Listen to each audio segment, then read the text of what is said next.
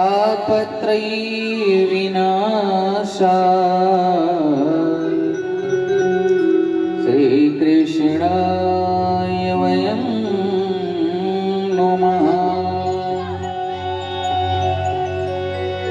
कृष्ण त्वदीय पद पंकज पंजरान्ते अद्यैव मे विशति मानसराजहंसः।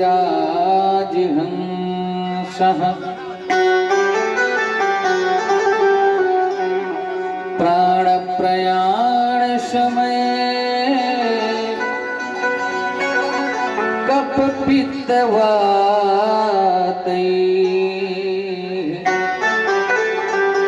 कंठावरोधन विधौ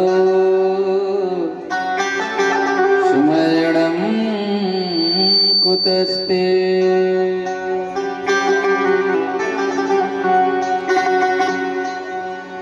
सत्य परं सत्य परं त्रिसत्यं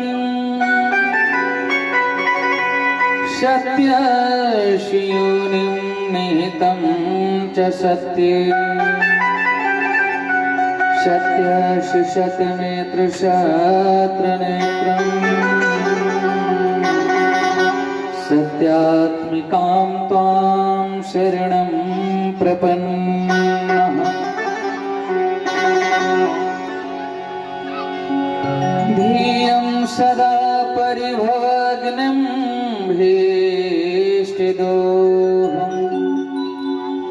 तीर्थास्पदं शिवविरञ्चुनितं शरण्यं भृत्यार्तिहं प्रणतपाल भवाब्धिपूतम्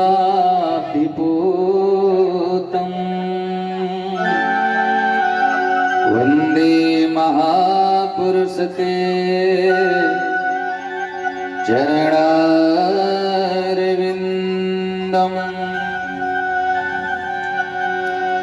वरहापीडं नटवर्वपुः कर्णयो कर्णकारम् बिभ्रद्वासः कनककपिशं वैजयन्तीं च मालाम्। रन्ध्रारवेणरधरसुधया पूरैङ्गोपवृन्दैः वृन्दारण्यं स्वगतरमणो प्राविशत कीर्तिकीर्तिः।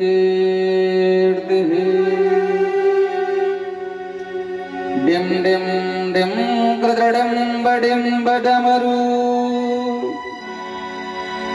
पाणो सदा यस्य वै फुं फुं फुं कृतसर्पजालहृदयम् घं घन्ति घण्टारवम् बम बम बम कृत बम्ब बम्ब वहनो कारुण्यपूर्णं परम्। भं भं भं कृत भस्म भस्म वहनं ध्यायेत् शिवं शङ्करम्। वीणा को बजाती मातु मंद मंद मुस्काती अम्ब। शारदा विशारदा को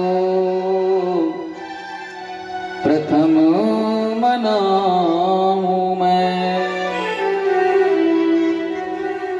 दूजे गणनायक सिद्धिदायक विनायक को राज नटराज को ध्याऊं मैं। तीजे पद पद्म चूमे पुनि पुनि वंदन करके श्री भक्तिराज नटराज को ध्याऊं मैं। करके फिर वंदना श्री अंजनी के नंदना की, श्री सीताराम गुणग्राम आज गाऊं मैं। कैलाश के बसैया संग सोहे गिरजा मैया, गोदी में गणेश छैया श्री त्रिपुरारी जू की जय। श्री अवध के वसैया संग सोहे सीता मैया, श्री कौसल्या के छैया प्रभु राम जू की जय। लंका खाक कर देवैया खबर सीता के लेवैया, जय हो अंजनी के छैया हनुमान जू के जय। सोहे अष्टादश भुजाधारी करती सिंह पे सवारी, भगतन के हितकारी श्री जगदम्बा जू की जय। जय जय श्री राधा रमण, जय जय नवल किशोर,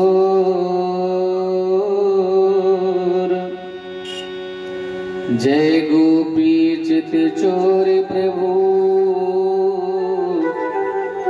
जय जय माखन चोर। श्री राधे तू बड़ भागिनी, कौन तपस्या कीन, तीन लोक तारण तरन सो तेरे आधीन। श्री हरि कथा के रसिक वर भक्तिराज मति धीर, आए सुआसन लीजिए तेज पुंज कपिवीर। अपने अपने घरन की सभी काहू को पीर, तुम ही पीर हरि घरन की, धन्य धन्य रघुबीर। जय जय मीरा के गिरिधर, सूरदास के श्याम, नरसी के प्रभु साह संवरिया, श्री तुलसीदास के राम। लेत सदा सुधि दीन की सहज दया के धाम। जननी जनक हरिश्चंद्र के जय श्री राधे श्याम। धन्य धन्य शुभ ग्राम यह धन्य घरी सुपुनीत। धन्य यहाँ के नर नारी सब प्रभु पद कमल विनीत।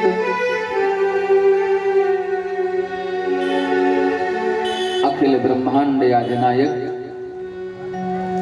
जगन्यंता करुणा वरुणालय कर्तुम अन्यथा कर्तुम सर्वशक्तिमान सर्वसामर्थ्यमान शुद्ध अंतःकरण के परमाराध्य आदि अनंत अकल कलाधर अगोचर श्री काशी विश्वनाथ भोलेनाथ जी महाराज, श्री राघवेंद्र सरकार, प्रभु राम, माता सिया, भरत सहित सभी भाई, पूज्य पाद प्रातः स्मरणीय कविकुल कमल दिवाकर, कलि पावना अवतार श्री गोस्वामी तुलसीदास जी महाराज,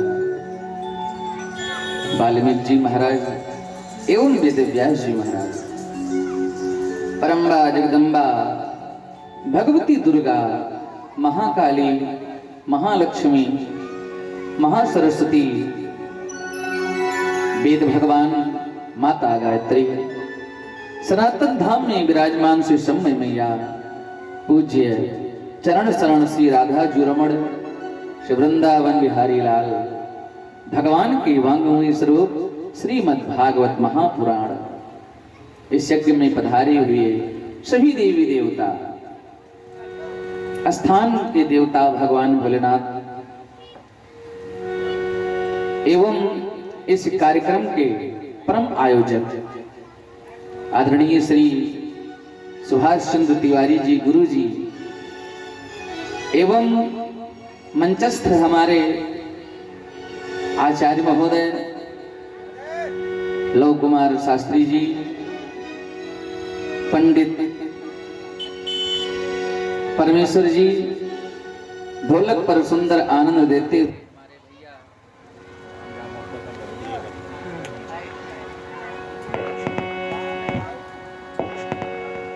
ढोलक पर आनंद देते हुए हमारे भैया श्री गोविंद तिवारी जी, आर्गन पर राग का आलाप देते हुए सुंदर सुरेश एवं इस यज्ञ के मुख्य यजमान परीक्षित स्वरूप हरिपाल सिंह जी एवं उनके सपरिवार एवं इस यज्ञ में इस भागवत महापुराण में सभी सहयोगी गण, सभी कार्यकर्ता बंधु, भाई बंधु, मां सतियों के चरित्रों का अवलोकन करने वाली सती सावित्री, अनसुईया, गार्गी, नर्मदा के पदचिन्हों पे चलने वाली हमारी माताएं बहनें, भक्ति स्वरूपा देवियों एवं नन्हे मुन्ने भारत के कर्णधार बच्चों, आप लोगों को इस मंच से हरिश्चंद्र शास्त्री का एक बार सबको जय जय सिया राम। बड़ा ही सुंदर समय कार्यक्रम के प्रथम दिवस में श्रीमद् भागवत महापुराण के अंतर्गत हम लोग उपस्थित हो चुके हैं। बहुत बड़ी कृपा है भगवान की हम सबके ऊपर। बिना कृपा के हम लोगों को कथा सुनने का अवसर प्राप्त नहीं होता है। तो आइए हम लोग कथा का जो नियम है, कथा के पूर्व हम लोग संकीर्तन करते हैं, भगवान के नाम का संकीर्तन। संकीर्तन शब्द जो है बड़ा ही सुंदर है। कीर्तन शब्द का अर्थ अगर देखा जाए तो भगवान को रिझाना। भागवत के अनुसार दूसरी भक्ति बताई गई है, श्रवणम कीर्तनम विष्णो भगवान का कीर्तन करना दूसरी भक्ति बताई गई है भागवत में। तो कीर्तन शब्द को अगर उलट दिया जाए तो क्या शब्द बन जाएगा? नर्तकी। यानी नर्तकी का अर्थ होता है नाचने वाला। जो भगवान का कीर्तन करता है वो इस माया जाल में, जंजाल में नाचने से बच जाता है। तो भगवान का कीर्तन प्रेम से हम लोग गाएं, क्योंकि इसका नियम है कि कथा के पूर्व भगवान का नाम स्मरण करके ही कथा का शुभारंभ करें। क्योंकि अपने मन और वाणी को पवित्र करने के लिए, मन को एकाग्र करने के लिए भगवान की पावन संकीर्तन करना चाहिए। भगवान की अहर्निश कृपा आपके ऊपर विराजेगी। तो आइए हम लोग भगवान का पावन संकीर्तन प्रेम से, भक्ति श्रद्धा से मिलजुल करके दोनों करतारी बजाते हुए प्रेम से बोलेंगे।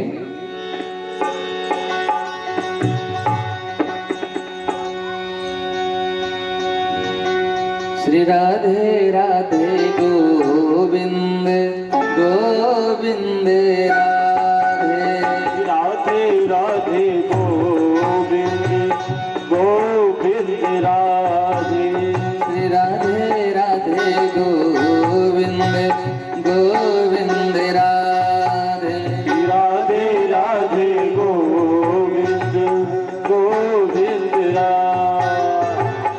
दोनों ताली के बजाते हुए प्रेम से भाव में होकर के भजन करें। श्री राधे राधे गोविंद गोविंद राधे। राधे राधे गोविंद गोविंद राधे। गोविंद राधे बोलो गोपाल राधे। गोविंद राधे बोलो गोपाल राधे। गोविंद राधे राधे गोपाल राधे।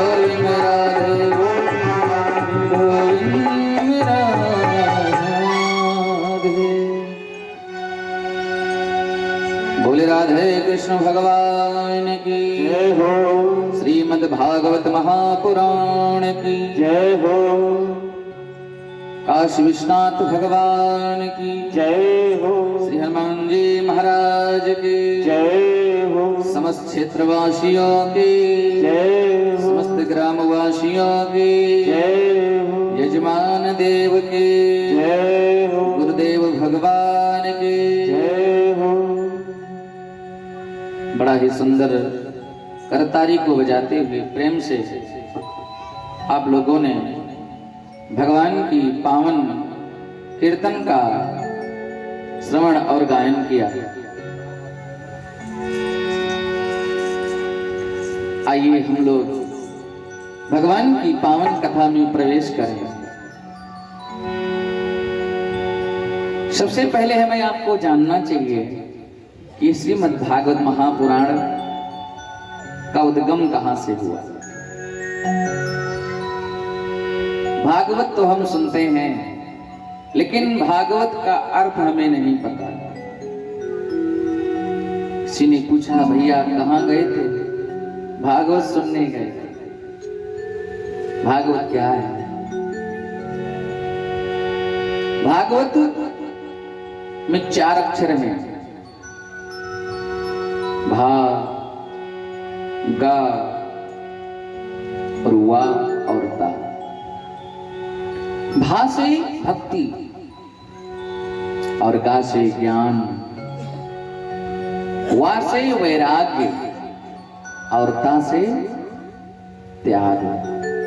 इस भागवत महापुराण में चारों चीजें समाहित हैं। इसको जो सुनता है उसके अंदर भक्ति का प्रवाह हो जाता है। भक्ति होती है तो ज्ञान हो जाता है, ज्ञान है तो वैराग्य हो जाता है, और जब व्यक्ति को वैराग्य आ जाता है तो त्याग अपने आप हो जाता है। कुछ लोग तो त्याग करते हैं केवल दिखावे के लिए। कुछ लोग कहते हैं हमने इसका त्याग दिया, इसको मैंने त्याग दिया, लेकिन होता क्या है? कोई कोई तो कहता है कि मैंने घर को त्याग दिया, लेकिन शायद विडंबना यह है कि उसने घर को नहीं त्यागा है, घर ने उसको त्याग दिया। तो भक्ति, ज्ञान और वैराग्य और त्याग मैं आपको बताऊंगा। भाव प्रकाशे चिदानंदे गतिम यस्य त्रिलोक की वरिष्ठम सर्वशास्त्राणां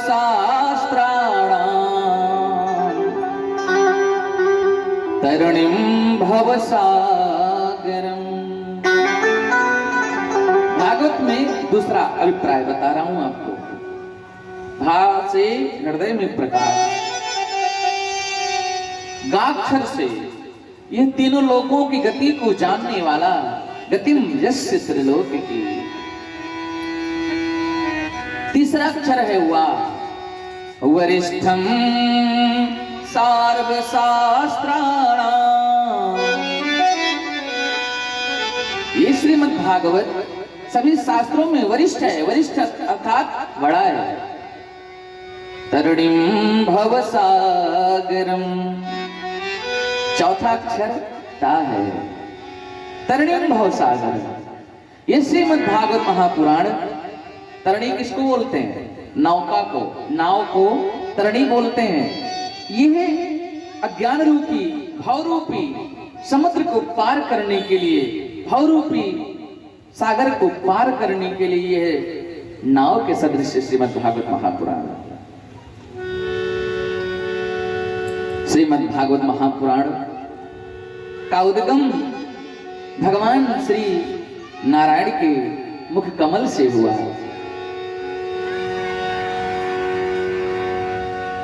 व्यास जी ने 17 पुराण, शास्त्र, उपनिषद ग्रंथों को रच दिया, लेकिन व्यास जी को संतुष्टि नहीं मिली।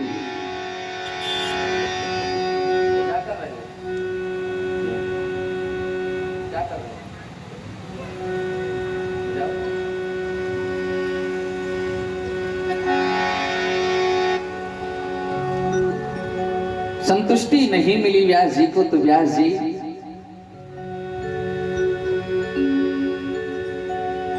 विचार करते हैं कि मुझे संतुष्टि कहां से होगा।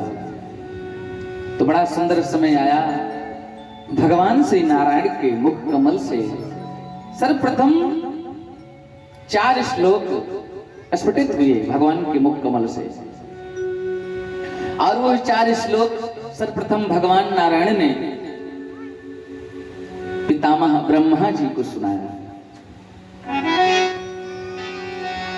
ब्रह्मा जी ने वो 4 श्लोक अपने पुत्र देव ऋषि नारद जी को सुनाया। और देव ऋषि नारद जी एक बार भ्रमण कर रहे थे, व्यास जी कुटिया के पास पहुंचे तो व्यास जी को जब देखा कि व्यास जी असंतोष प्रकट कर रहे हैं, संतुष्टि नहीं है व्यास जी को, तो भगवान नारद जी ने वो 4 श्लोक श्री व्यास जी को सुनाया। और व्यास जी ने उसी 4 श्लोक को 18,000 श्लोकों में विस्तृत कर दिया। 4 श्लोक क्या हैं, हम आप भी सुने। महापुराण कहता है, यदि हम किसी कारणवश भागवत कथा न सुन सके, तो यदि हम नित्य 4 श्लोक का पाठ करें तो हमारा कल्याण हो जाता है, मुझे भागवत का पूर्ण फल मिल जाता है नित्य पाठ करने से। केवल 4 श्लोक, और मैं आपको 4 श्लोक सुना रहा हूं। अहमेवास्मेवाग्रे नान्यद्यद् सत् सत् परम् पश्चादहं यदत्तच्च येव शिष्योत्तशोऽस्म्यहम् ऋतेऽर्थं यत् प्रतीयेत न प्रतीयेत चात्मनि तद्विद्यादात्मनो मायाम् यथा भासो यथा तमः यथा महान्ति भूतानि भूतेषु चावचेषु प्रविष्टान्यप्रविष्टान् यथा तेषु न तेष्वहम् एतावदेव जिज्ञासुं तत् जिज्ञासुनुयात्मनः अन्वे व्यतिरेकाभ्याम् यतस्यात् सर्वत्र सर्वदा। ये भगवान के पावन मुख कमल से 4 श्लोक का उद्गम हुआ, और उसी 4 श्लोक को श्री व्यास जी ने श्री देव ऋषि नारद जी के द्वारा सुने और श्रीमद् भागवत महापुराण की रचना कर दी। 18,000 श्लोकों में विस्तृत कर दिया। इस महापुराण को लिखने वाला कौन है? इस श्रीमद् भागवत महापुराण का जो लेखन करता है वो भगवान श्री गणेश जी। श्री गणेश जी ने अपने सुंदर कर कमलों के द्वारा इस भागवत महापुराण का लेखन किया। श्री व्यास जी बोलते जा रहे हैं और श्री गणेश भगवान सुंदर लेखनी के द्वारा लिख रहे हैं। ऐसे महापुराण को जब रचना हुई, व्यास जी ने रचना किया, तो व्यास जी सोचते हैं कि मैंने तो श्रीमद् भागवत महापुराण का रचना कर दिया, लेकिन अब इसको कोई प्रचार प्रसार करने वाला भी तो होना चाहिए। प्रचार प्रसार कौन करेगा? विचार करते हैं, इनको कोई पुत्र नहीं। व्यास जी को सोच करके आ नहीं है, व्यास जी विचार ही कर रहे थे, लेकिन भगवान की कृपा, भोलेनाथ की कृपा से एक बार बड़ा सुंदर घटना घटित हुई। एक बार देव ऋषि नारद जी कैलाश पर पधारे। भगवान की कृपा से उस समय भगवान शशांक शेखर भोलेनाथ जी कैलाश पर नहीं थे, केवल माता पार्वती जी विराजमान है। नारद जी ने जाकर के आदि देवी जगदम्बा मैया को प्रणाम किया।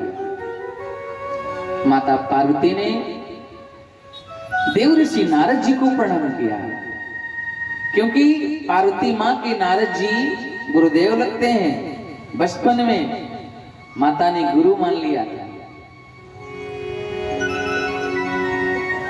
प्रणाम हुआ। माता जी ने देव ऋषि नारद जी से पूछा, गुरुदेव कैसे आना हुआ? नारद जी ने कहा, मैया मैं भ्रमण कर रहा हूं, मैं देख रहा हूं सारा संसार, सारे लोग सब केवल स्वार्थ बस प्रेम करते हैं, कोई सच्चा प्रेम नहीं करता। माया,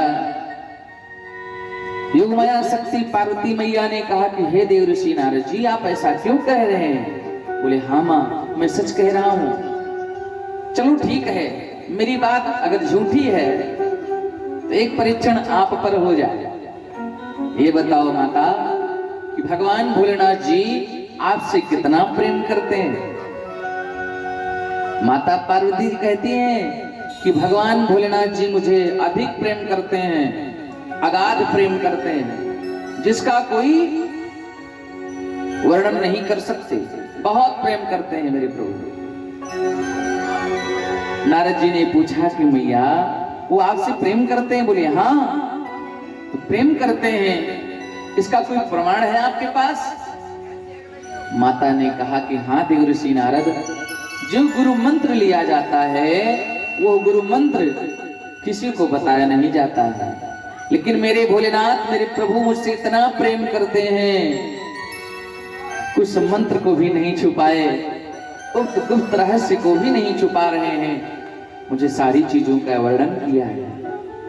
तो नारद जी हंसने लगे। नारद जी कहते हैं कि मैया आप बहुत भोली हो। भोले तो हैं भोलेनाथ भी, लेकिन आप भी भोली हो। भगवान ने आपसे एक बात छुपाई है। नारद जी का काम ही यही है। ऐसे नारद का अर्थ है नारम ज्ञानम ददात इति नारदा, दूसरों को ज्ञान दे, दूसरों को सदमार्ग बतावे, वो नारद है। नारम ज्ञानम ददात इति नारदा। और नारद जी की शाब्दिक अर्थ है नारद दे इत नारदा, जिसकी बात कभी रद्द ना हो, नारद, वो नारद। नारद जी ने कहा कि मैया भोलेनाथ जी ने आपसे एक बात छुपाई है। माता पार्वती जी ने कहा कौन सी बात छुपाई है? देव ऋषि नारद जी कहते हैं, मां भोलेनाथ ने अपने गले में जो मुंडों की माला पहने हुए हैं, वो मुंड की माला किसके हैं, इसके बारे में कभी आपसे बताया? माता पार्वती जी का माथा ठनका, नहीं देव ऋषि नारद, भोलेनाथ ने कभी नहीं बताया मुझे उस मुंडों के बारे में। नारद जी कहते हैं, मैया इसीलिए मैं कहता हूं कि प्रेम कोई सच्चा नहीं करता, और प्रेम में होता है वो छुपाना नहीं होता है। छुपाने का अर्थ कपट भी होता है। कपट का अर्थ क्या है? पट मतलब होता है पटका, का से कपट, जहां पर पट हो, पटका हो, पर्दा हो, ये कपट है। तो भोलेनाथ जी आपसे कपट करते हैं, प्रेम नहीं करते, आपको छुपाया है। जैसे इतनी बात कही तो माता तो थोड़ा सा शांत हो गई, और नारद जी को आज प्रणाम किया। नारद जी ने मैया को प्रणाम करके वहां से प्रस्थान करते हैं। भोलेनाथ जी महाराज आए। अब भोलेनाथ जी जैसे पहुंचे कैलाश पर तो भद्रकाली और माता पार्वती जी दोनों विराजमान हैं। माता पार्वती जी मुख को घुमा लेती हैं, भोलेनाथ से बात नहीं करती। भोलेनाथ सोच रहे हैं कि शायद देवर्षि नारद जी आ गए होंगे, इसलिए हमसे बात नहीं करते। भोलेनाथ पहले आते थे तो माता पार्वती जी उनको आरती की थाली लेकर के उनकी आरती करती थी, पुष्पों से स्वागत करती थी, पांव धुलती थी, अर्घ्य प्रदान करती थी, फिर सुंदर वचनों से वाणी के द्वारा उनको आनंदित करती हुई आसन देती थी। लेकिन आज कुछ नहीं हुआ। माता ने मुंह फेर लिया, पीछे मुंह कर लिया। भोलेनाथ ने कहा, देवी क्या बात है, मुखमंडल उदास क्यों है? तो माता पार्वती ने कहा कि प्रभु मैं आपसे बात नहीं करती, आपने मुझसे कपट किया है, आपने मुझसे कुछ छुपाया है। भोलेनाथ ने कहा, मुझे लगता है इस कैलाश पर शायद देवर्षि नारद जी आ गए थे क्या? बोले हाँ आ गए थे, इसीलिए तो बात खुल गई आपकी। नारद जी को भगवान विष्णु का मन बताया गया, मन की तरह नारद जी बोले हाँ आए थे। माता पार्वती ने कहा कि प्रभु एक बात बताओ, आज तक आपने मुझसे बहुत बातें छुपाई। भोलेनाथ ने कहा, देवी मैं तो कुछ छुपा भी नहीं सकता, क्योंकि मैं तुम्हें अलग समझता ही नहीं हूं, तुम तो मेरी प्राण वल्लभा हो, मैं आपसे कोई बात कैसे छुपा सकता? बोले नहीं प्रभु आपने एक बात छुपाई है। भगवान ने कहा, कौन सी बात? देवी पार्वती मैया कहती हैं कि हे प्रभु आप जो अपने गले में मुंडों की माला धारण किए हुए हैं, उन मुंड के माला के बारे में कभी आपने बताया नहीं। तो ये छल नहीं है, ये कपट नहीं है, और क्या है? जो सच्चा प्रेम करता है वो कोई बात छुपाता नहीं है। आप छुपाए हैं। भोलेनाथ मुस्कुराने लगे। भोलेनाथ ने कहा कि देवी यही तो प्रेम का प्रतीक है, यही तो प्रेम का प्रतीक है। कैसे? बोले जितनी बार तुम्हारा मरण हुआ उतनी बार मैं तुम्हारे वियोग को सह नहीं पाया। ये देवी तुम्हारे वियोग को मैं जब सह नहीं पाया तो तुम्हारे ही सर को काट करके मैंने मुंड की माला बना करके और पहन लिया। ये सब तुम्हारे ही मुंड के मालाएं।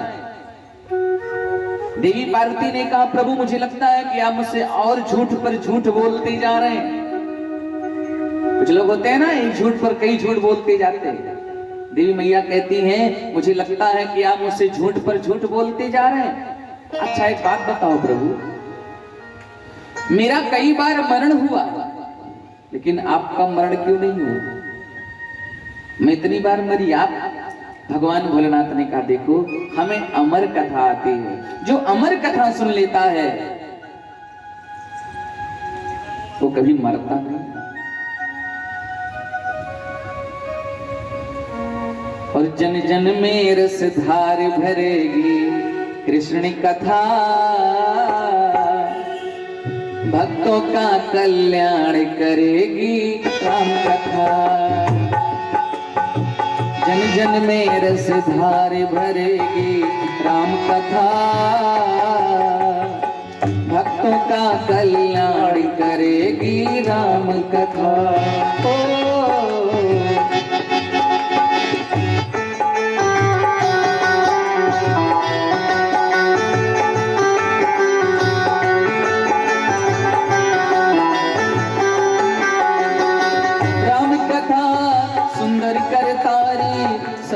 विहंग उड़ावन हारी, राम कथा सुंदर करताली, विहंग उड़ावन हारी। भक्तों का कल्याण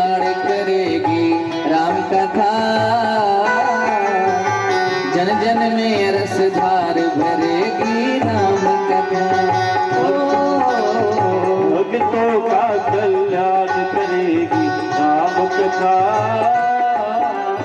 जन जन में रस धार भरेगी राम कथा।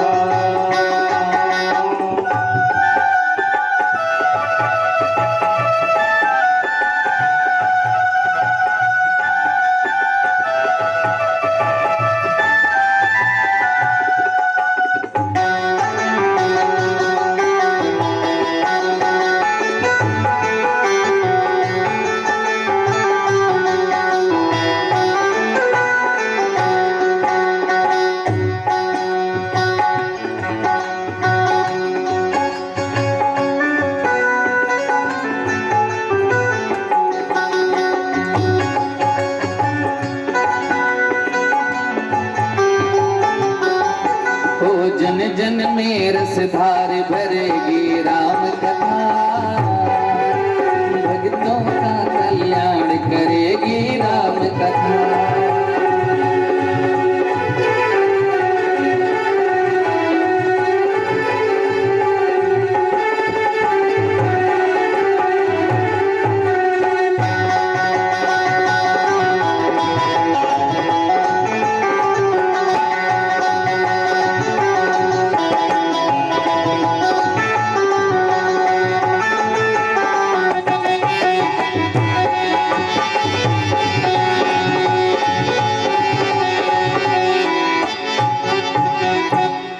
बोले शंकर भगवान की। भगवान भोलेनाथ ने कहा कि हमें अमर कथा आती है। जो अमर कथा सुन लेता है वो कभी मरता नहीं है। तो माता पार्वती ने कहा कि प्रभु वो अमर कथा हमको भी सुना।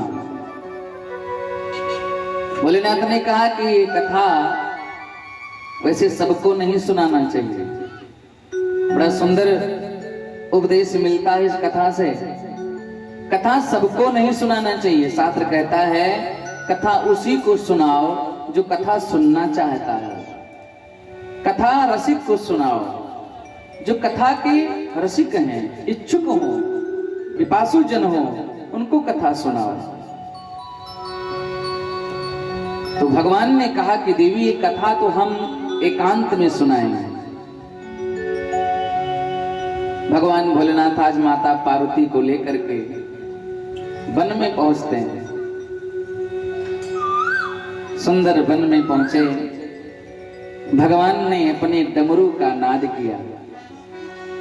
डमरू बजा भगवान का। जैसे डमरू का नाद हुआ, पशु पक्षी जीव जितने भी थे वन में सब भग गए, सब उड़ गए,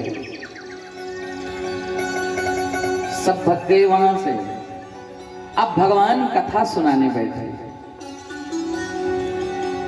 भगवान भोलेनाथ जी कथा सुना रहे हैं और माता पार्वती जी कथा सुन रही हैं। भोलेनाथ वक्ता हुए और माता पार्वती जी श्रोता बन करके बैठ गई। अच्छा, श्रोता बनकर जब बैठते हैं, सच्चिदानंद भगवान की भगवान भोलेनाथ जी विराजमान हुए और श्रोता बन करके बैठी हैं मैया पार्वती जी। कथा शुभारंभ हुई। अच्छा, कथा का बड़ा सुंदर नियम है। ये नियम नहीं है कि कथा में बाहर खड़े रहो, यहाँ खड़े रहो, उधर खड़े रहो, वहां बैठे रहो, इधर बैठे रहो, ऐसी नियम नहीं है। कथा का नियम है पांडाल में बैठना और वक्ता से नीचे बैठना, ऊपर नहीं बैठना, यत्र तत्र नहीं बैठना, पीछे से कथा नहीं सुनना। ये सब कथा का नियम है। और कथा का प्रथम नियम है कि वक्ता के शब्द को सुनते हुए सर को हिलाना, हुकारी भरना। जैसे होता है ना, महाराज जी कथा कह रहे ऐसे ऐसे लोग सर हिलाते रहते हैं। कुछ लोग होते हैं कि बिना समझ ही सर हिला देते हैं। महाराज जी पूछ ले, भैया समझ में आई? बोले हाँ समझ में आई। क्या समझ में आई राम जी जाने? तो सर हिलाते रहना चाहिए, हुकारी भरते रहना चाहिए। तो माता पार्वती जी हुंकारी भर रही है। भोलेनाथ कथा सुना रहे। अच्छा, कथा सुनते सुनते माता पार्वती जी को निद्रा देवी आ गई। अब जैसे निद्रा देवी सवार हुई, भगवान की इच्छा, निद्रा देवी सवार हो गई। अब माता पार्वती जी सोने लगी। वहीं पर देखा एक घोंसला था, उसी घोंसले में एक सुग्गे का अंडा पड़ा हुआ था। जीव तो सब उड़ गए थे, लेकिन वो पड़ा हुआ था। उस अंडे से जीव निकला, सुग्गे का बच्चा। और उसने देखा कि कथा हो रही है, तो उसने देखा कि कथा तो हो रही है, लेकिन कथा के जो श्रोता हैं माता पार्वती जी, वो सो रही हैं। और कथा का विधान है, कथा में यदि कथा के हुंकारी न भरा जाए तो कथा का अपमान हो जाता है। इसलिए वो सुग्गे के बच्चे ने माता पार्वती जी की आवाज में हुंकारी भरना शुरू कर दिया। हुंकारी भर रहा है और भगवान कथा सुनाते जा रहे हैं, सुनाते जा रहे हैं। जब भगवान भोलेनाथ जी ने आंख खोली तो देखा सामने मैया सो रही है। तो भगवान को आश्चर्य हुआ, ये कौन व्यक्ति है जो पार्वती की आवाज में हुंकारी भर रहा था। तुरंत भगवान ने देखा तो सुग्गे का जो बच्चा था भगा हुआ, भग गया वहां से। अब भगवान को क्रोध आ गया। भगवान ने कहा इसका वध कर दूंगा, और पीछे से भगवान दौड़े, त्रिशूल को छोड़ा। भगवान के पार्षद दौड़े पकड़ने के लिए। वो सुग्गे का बच्चा भागता जा रहा है, भागता जा रहा है।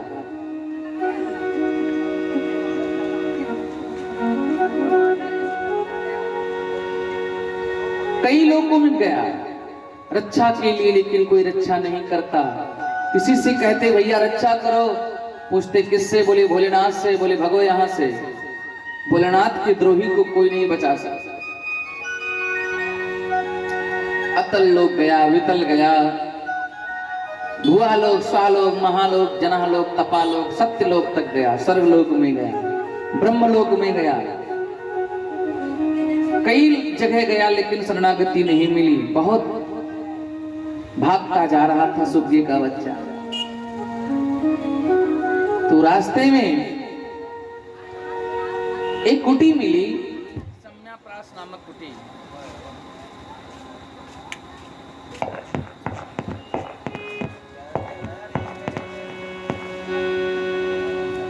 सम्याप्रास नामक कुटी मिलती है, और वो कुटी श्री व्यास जी महाराज जी की। व्यास जी महाराज उस कुटी पर विराजमान हैं। उनकी श्रीमती जी, उनकी पत्नी विटिका देवी भगवान सूर्य को अर्घ्य प्रदान कर रही थी। अर्घ्य प्रदान कर रही थी और अर्घ्य को देते हुए इतने में उस सुग्गे का बच्चा आया और श्री विटिका देवी के मुख में प्रवेश कर गया। और वो सुग्गे का बच्चा पेट से उदर में चला गया। भगवान भोलेनाथ जी पहुंचे और व्यास जी से कहा कि हे व्यास जी, तुम्हारी पत्नी ने मेरे शत्रु को चुरा लिया है, उसे बाहर करें, अन्यथा तुम्हारी पत्नी का भी वध कर दूंगा। भगवान भोलेनाथ की जब बातें सुनी, व्यास जी ने तो चरणों में तो पहले प्रणाम किया, पूजन किया भगवान का। उसके बाद कहते हैं प्रभु, आपने उसको अमर कथा सुनाई है, और आप ही कहते हैं जो अमर कथा सुन लेता है वो कभी मरता नहीं है। इसलिए हे प्रभु, उसने अमर कथा सुन ली है तो मर नहीं सकता। लेकिन आप तो हर तरह कार्य करने में सक्षम हैं, आप उसको मार भी सकते हैं। लेकिन हे प्रभु, आप ही की इच्छा से ऐसा हुआ है, मुझे विदित है, मुझे कोई पुत्र नहीं है। यदि आपकी कृपा हो जाए तो ये मेरे के कहने के अनुसार आप उसको छोड़ दीजिए। भगवान भोलेनाथ प्रसन्न हो गए। भोलेनाथ ने कहा इसका वध मैं इसलिए, भगवान भोलेनाथ ने कहा इसने कथा का अपमान किया है। पहली बात तो इसने कथा चुपके से सुनी है, ऊपर बैठ के सुनी है, पीछे से सुनी है, इसलिए इसका वध कर देना चाहता था। लेकिन आप जैसे ब्रह्म ऋषि को देख करके मुझे दया आ गई। आज वही शिशु सुक्के के रूप से वो शिशु रूप में परिणित हो गया और माता बिटिका देवी के उदर में प्रवेश कर गया। वो ब्रह्म ज्ञानी हो गया, उसको ज्ञान प्राप्त हो गया, भगवान का साक्षात्कार हुआ है, भगवान के द्वारा उसने अमर कथा सुनी है और वो तो परम संत हो गया, हृदय में बैठा हुआ है। वो सुग्गा जानते हैं कौन है?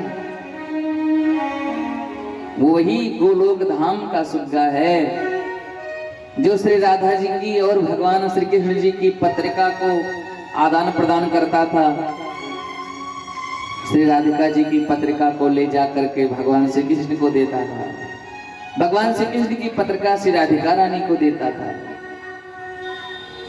एक दिन माता ने उसे आशीर्वाद दिया था, तुमने मेरी खूब सेवा किया है सुग्गे, इसलिए तुझे मैं वरदान देती हूं कि भगवान कृष्ण की गाथा तुम्हारे मुख के द्वारा गाई जाएगी और तुम सुखदेव के रूप में धरातल पर जाओगे।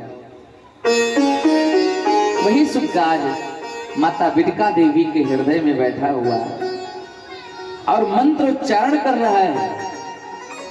व्यास जी सुनते हैं, व्यास जी कहते हैं ये ध्वनि कहां से आ रही है, ये किसके द्वारा मंत्र स्फुटित हो रहा है, कौन है? विचार करते हैं। धीरे धीरे समय व्यतीत होता है। जो परमहंस बैठे हुए हैं गर्भ में, वो तो वही आनंद ले रहे हैं, वही आनंद है।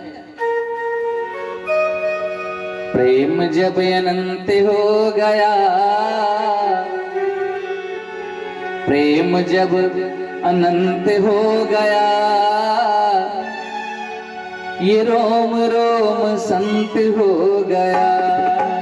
प्रेम जब अनंत हो गया, ये रोम रोम संत हो गया।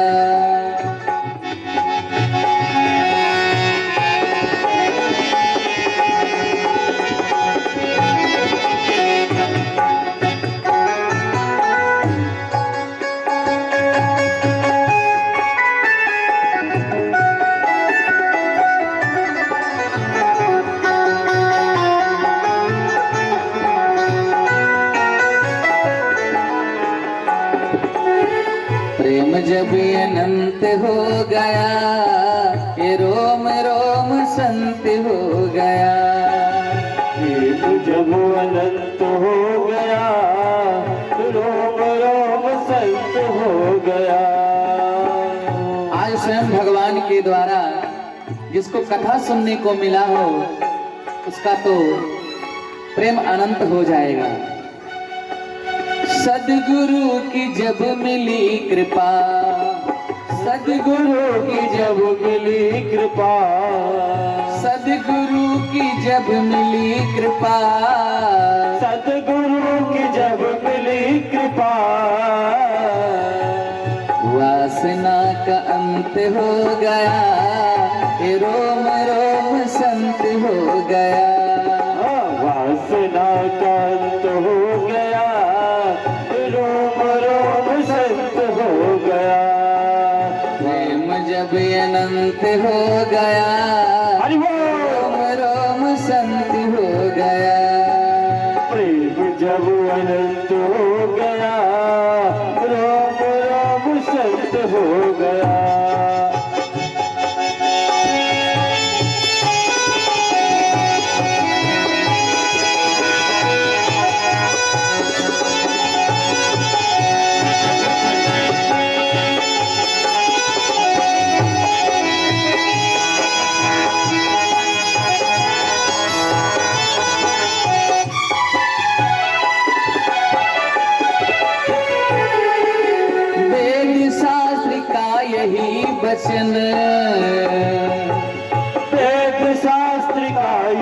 यही वचन, हो वेद शास्त्र का यही वचन, वेद शास्त्र का यही वचन, पाप का जब अंत हो गया, पाप का जब अंत हो गया, ये रोम रोम संत हो गया, वो अनंत हो गया, ये रोम रोम संत हो गया, जब अनंत हो गया, ये रोम रोम संत हो गया, वो जब अनंत हो गया, रोम रोम संत हो गया, प्रेम जब अनंत हो गया, ये रोम रोम संत हो गया। भगवान के प्रति जब प्रेम बढ़ा श्री सुखदेव भगवान का, तो हृदय में ही वो आनंद ले रहे हैं, उनका रोम रोम संत मूर्ति हो जाता है और हृदय में ही प्रभु को ध्यान करते हैं। हृदय से बाहर आवाज निकल रही है, व्यास जी ने देखा मेरा बेटा मेरी पत्नी के उदर में है, लेकिन वो मंत्र उच्चारण कर रहा है, इसलिए पुकारते हैं कि हे बेटा अब तू बाहर आ जा, 9 महीने बीत गए हैं, अब तू बाहर आ जा। अंदर से आवाज आती है, हे व्यास जी कौन किसका बेटा, कौन किसका पिता? अरे ये तो मोह में मुझे फंसा रहे हो। अरे मैं जानता हूं, न जाने कितनी बार तुम मेरे पिता बने हो और न जाने कितनी बार मैं तुम्हारा पिता बना हूं। ये तो मोह माया है, मुझे इस मोह माया में क्यों फंसा रहे हो? व्यास जी पुकारते हैं कि बेटा तू बाहर आ जा। पूरे 1 वर्ष बीत गए, सुखदेव जी जन्म नहीं लिए। धीरे धीरे 2 वर्ष बीत गए, फिर भी सुखदेव जी बाहर नहीं आ रहे हैं। उसी गर्भ में बैठ करके भगवत आनंद ले रहे हैं। जिसको कहीं भी आनंद मिल जाए वो चिदानंद स्वरूप हो गए, हर जगह आनंद ही आनंद है उन्हें। आज सुखदेव जी हृदय में बैठ करके आनंद का अनुभूति कर रहे हैं और व्यास जी बार बार कहते हैं बेटा अरे बाहर आ जा, अब समय हो गया है। बीतते बीतते 10 वर्ष बीत गए, 11 वर्ष बीत गए और 12 वर्ष बीत गए, लेकिन सुखदेव भगवान अपनी मां के गर्भ में ही बैठ करके भगवत आराधन में लगे हुए हैं। व्यास जी पुकार रहे हैं बेटा बाहर आ जा, बेटा बाहर आ जा, लेकिन सुखदेव जी नहीं आ रहे हैं। व्यास जी ने कहा कि बेटा बाहर आ जा, सुखदेव जी ने कहा कि प्रभु अगर मैं बाहर आ गया तो प्रभु की जो माया है ना वो मुझे सताएगी। व्यास जी ने कहा नहीं बेटा तुझे मोह माया नहीं सताएगी। बोले नहीं, जिसकी माया है उसको बुलाओ, वो मुझे सांत्वना देगा कि हाँ तेरे ऊपर मोह माया नहीं व्यापेगी, तब मैं बाहर आऊंगा। स्वयं भगवान नारायण को आना पड़ा, स्वयं भगवान ब्रह्म को आना पड़ा। आज भगवान ब्रह्म ने आकर के सांत्वना दिया है कि बेटा बाहर निकलो, तुम्हारे ऊपर मेरी कोई मोह माया कुछ नहीं व्यापेगी। तब श्री सुखदेव जी भगवान का प्रादुर्भाव होता है। बोलिए श्री सुखदेव भगवान की। सुखदेव जी के जन्म होते ही नगाड़े आदि बजने लगे, सुंदर आनंद हुआ, प्रसन्न हो गया हृदय श्री व्यास जी का। लेकिन कुछ समय उपरांत सुखदेव जी का नामकरण हुआ। सुख के द्वारा जाए गए इसलिए इनका नाम सुखदेव पड़ा। और सुखदेव भगवान अभी इनकी अवस्था केवल 16 वर्ष की है। गृह को त्याग दिए जा रहे थे। श्री सूत जी महाराज सौनक आदिशियों से कहते हैं यं प्रव्रजन्तमनुपेतमपेतकृत्यम् द्वैपायनो विरह कातरया जुहाव पुत्रैति तन्मयतया तरवोऽभिनेन्दु तं सर्वभूतहृदयं मुनिमानतोऽस्मि। जिन सुखदेव जी का अभी बाल्यावस्था ही था, वो वन को जा रहे हैं और व्यास जी महाराज पुत्र पुत्र कहकर पुकार रहे हैं। वहां के जो पशु हैं, वन हैं, पत्ते हैं, शाखा हैं, वो व्यास जी को उत्तर देते हैं कि आपका पुत्र तो परम संत हो गया है। सुखदेव भगवान जा रहे थे, पीछे से बड़ा आतुर होकर व्यास जी पुकार रहे, बेटा रुक जाओ, बेटा रुक जाओ। लेकिन व्यास जी के कहने पर भी सुखदेव जी रुक नहीं रहे हैं। उन्हें तो भजन करना है, उन्हें किसी नाता से नहीं मतलब, क्योंकि कोई नाता अपना नहीं है। क्या है अपना?